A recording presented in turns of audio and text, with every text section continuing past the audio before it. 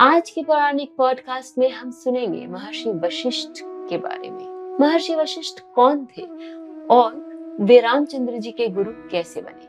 तो शुरू करते हैं आज का पौराणिक पॉडकास्ट। महर्षि वशिष्ठ की उत्पत्ति का वर्णन पुराणों में विभिन्न रूपों में प्राप्त होता है। कहीं ये ब्रह्मा के मानस पुत्र, कहीं मित्रा वरुण के पुत्र और कहीं अग्निपुत्र कहे गए हैं। इनकी पत्नी का नाम अरुंधति देवी था।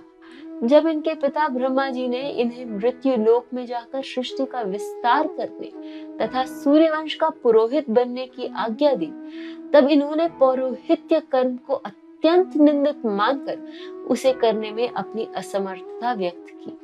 ब्रह्मा जी ने इनसे कहा, इसी वंश में आगे चलकर मर्यादा पुरुषोत्तम भगवान श्री राम अवतार ग्रहण करेंगे और यह पौरोहित्य कर्म ही तुम्हारी मुक्ति का मार्ग प्रशस्त करेगा। फिर इन्होंने इस धराधाम पर मानव शरीर में आना स्वीकार किया। महर्षि वशिष्ठ ने सूर्यवंश का पौरोहित्य करते हुए अनेक लोक कल्याणकारी कार्यों को संपन्न किया। इनके उपदेश के बल पर ही भगीरथ ने प्रयत्न करके गंगा जैसी लोक कल्याणकारिणी नदी को हम लोगों के लिए सुलभ कराया। दिलीप को नंदिनी की सेवा की शिक्षा देकर रघु जैसे पुत्र प्रदान करने वाले तथा महाराज दशरथ की निराशा में आशा का संचार करने वाले महर्षि वशिष्ठ ही थे। इनकी सम्मति से महाराज दशरथ ने पुत्रेष्टि यज्ञ संपन्न किया और भगवान श्री राम का अवतार हुआ। भगवान श्री राम को शिष्य के रूप में प्राप्त कर महर्षि वशिष्ठ का पुरोहित जीवन सफल हो गया। भगवान श्री राम के वन गमन से लौटने के बाद इन्हीं के द्वारा उनका राज्य अभिषेक हुआ। गुरु वशिष्ठ ने श्री राम के राज्य कार्य में सहयोग के साथ उनसे अनेक यज्ञ करवाए। रामचंद्र जी के कुमार अवस्था में रामचंद्र जी और वशिष्ठ जी का एक ऐसा प्रसंग आता है जिसने रामचंद्र जी की मानसिकता को ही बदल डाला। प्रसंग कुछ इस प्रकार है।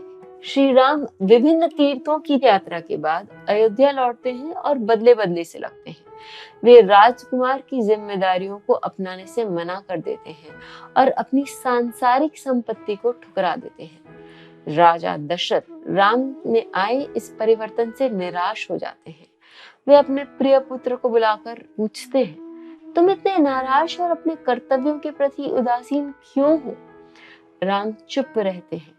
उसी समय विश्वामित्र दशरथ के दरबार में आते हैं। राजा ऋषि विश्वामित्र को देखकर प्रसन्न होते हैं और उनसे गले लगते हैं। विश्वामित्र ने उनसे एक प्रार्थना की, महाराज, मैं आपसे अनुरोध करता हूँ कि आप राम को मेरे साथ आश्रम में आने की अनुमति दें। राक्षस यज्ञ में विघ्न डाल रहे हैं। चुनौती से उभरने के लिए मुझे राम की मदद की आवश्यकता है। राजा उत्तर देते हैं, राम के स्थान पर आपके साथ जाना मेरे लिए सम्मान की बात होगी।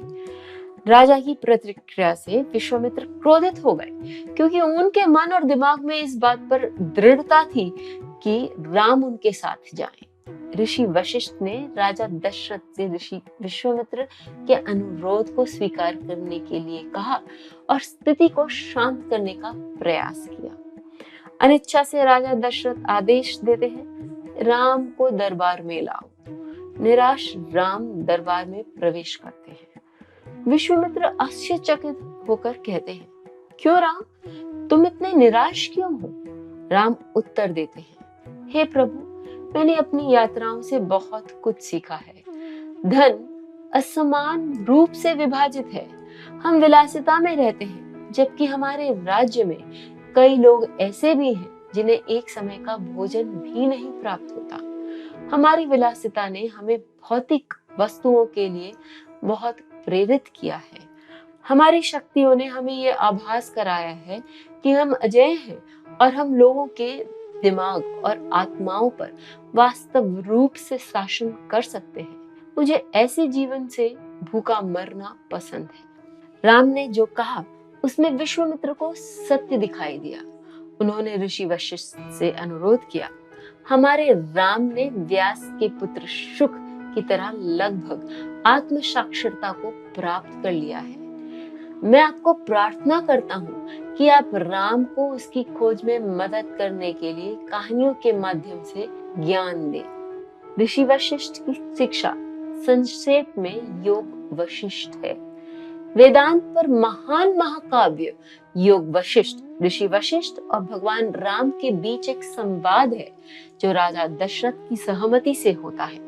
यह योग वशिष्ठ के ज्ञान के कारण भगवान राम को सही तरह से जीवन जीने की शिक्षा प्राप्त होती है। इसी कारण ऋषि वशिष्ठ भगवान राम के 3 गुरुओं में से एक गुरु माने जाते हैं। नक्षत्रों और ज्योतिष के बारे में अधिक जानकारी के लिए आप मेरे YouTube और Spotify चैनल्स देख और सुन सकते हैं। आज का हमारा पॉडकास्ट बस यहीं तक। आज की कहानी हम यहीं समाप्त करते हैं। आपके आसपास ऐसे बहुत से लोग होंगे जो अपनी संस्कृति से जुड़ना चाहते हैं। उनके साथ ये कहानी WhatsApp या किसी भी सोशल मीडिया प्लेटफॉर्म पर शेयर करें और सनातन कहानियों को लोगों तक पहुंचाने में मेरे इस उद्देश्य को पूरा करने में मेरी मदद करें। मैं आपकी कथाकार अनुराधा फिर लौटूंगी एक ऐसे ही पौराणिक कथा के साथ। नारायण नारायण।